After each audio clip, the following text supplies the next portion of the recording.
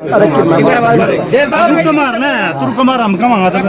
के शेर की भाई दीपेंद्र हुड्डा की लगातार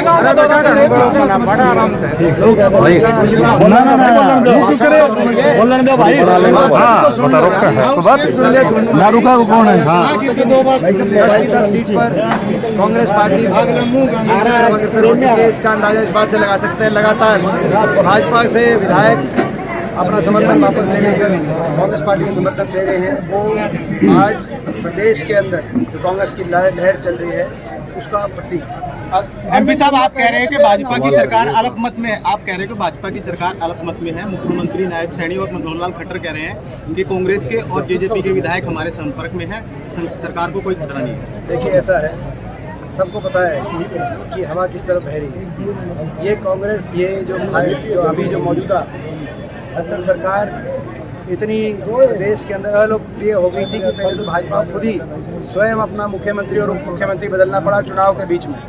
उसके बाद इनके विधायक छोड़ कर समर्थन वापस ले लेकर कांग्रेस पार्टी को समर्थन दे रहे हैं। आज ये सरकार अल्पमत में, इन्होंने 48 विधायकों का अपना समर्थन का पत्र राज्यपाल महोदय को दिया था।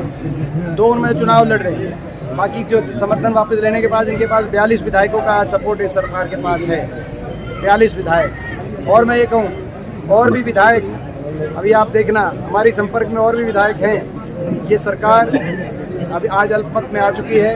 इनका नैतिक अधिकार, नैतिक जिम्मेदारी है कि इस्तीफा दें और निष्पक्षता से राष्ट्रपति शासन लग के चुनाव हरियाणा के अंदर।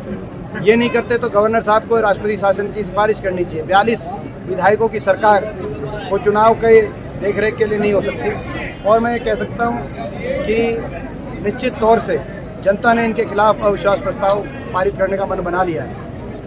जिस तरीके से हम दौरा कर रहे हैं, जनता आपको सांसद नहीं मुख्यमंत्री के रूप में देखना चाहती है। देखिए, जो मैं समझता हूँ, कभी भी मेरा किसी पद के लिए, ना मैंने कभी राजनीति करी है और ना ही मेरी कोई लालसा किसी पद के लिए है।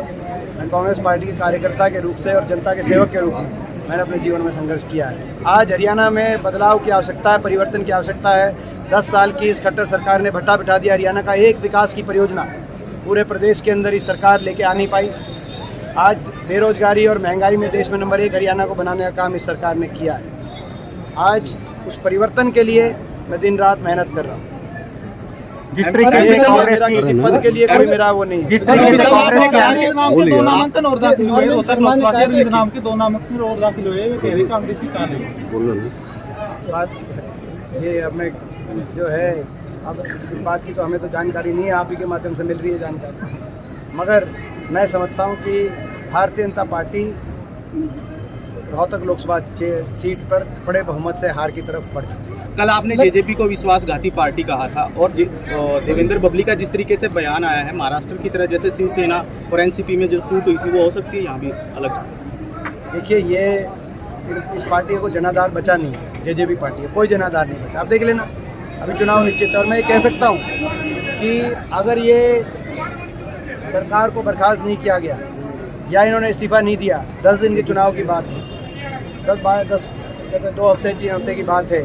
जिस दिन गिनती आएगी उसके अगले दिन आप देखना सारे विधायक किस तरफ खड़े दिखाई देंगे। ये मैं आज कहना चाहता हूँ, जिस दिन गिनती आएगी, गिनती होगी हरियाणा में, उस दिन आप देखना कितने विधायक किस पाले में खड़े दिखाई देंगे, अगले दिन आपको पता चलेगा। डॉक्टर अरविंद शर्मा लगातार गुलाबी गैंग के नाम से अभिनव रहते हैं कांग्रेस के। अपना काम बताएं, डॉक्टर अरविंद शर्मा जी बताएं। 5 साल तक वो धन्यवादी दौरा पूरे क्षेत्र में क्यों नहीं किया? उसके बाद ये बताएं कि भाजपा ये सीट क्यों छोड़ रही थी। बीजेपी तो एक सीट छोड़ के जेजेपी को दे रही थी, तो बीजेपी के भी वो चॉइस ऑफ कैंडिडेट नहीं थे। तो ये बताएं ना, धन्यवादी दौरा किया, उसके बाद बीजेपी ने भी कहा ये सीट हम छोड़ते हैं और जेजेपी ने कहा हम गठबंधन छोड़ते हैं।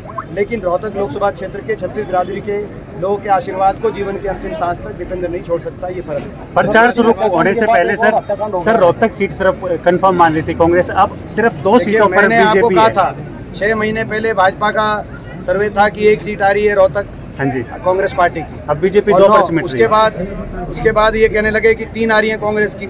फिर कहने लगे कि 4-5 आ सकती हैं अगर टिकट ठीक बट गई। टिकट के बंटवारे के बाद कह रहे हैं कांग्रेस की 8-10 आ सकती है। 8-10 अभी तो टाइम है ना। अभी तो 10 भाई दीपेंद्र हुड्डा की भाई दीपेंद्र हुड्डा की